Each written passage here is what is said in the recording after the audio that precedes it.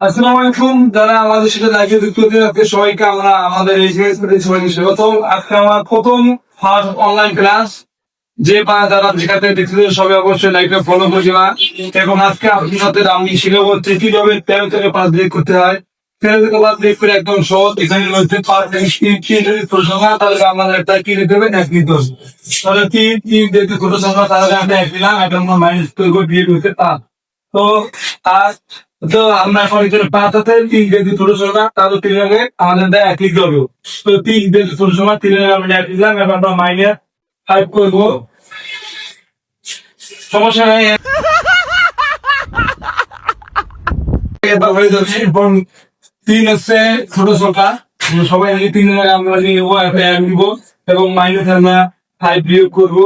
বিয়োগ 5, 3 যেহেতু ছোট আর তুমি ফলো করবো, শেয়ার করবো, আমার সবাইকে।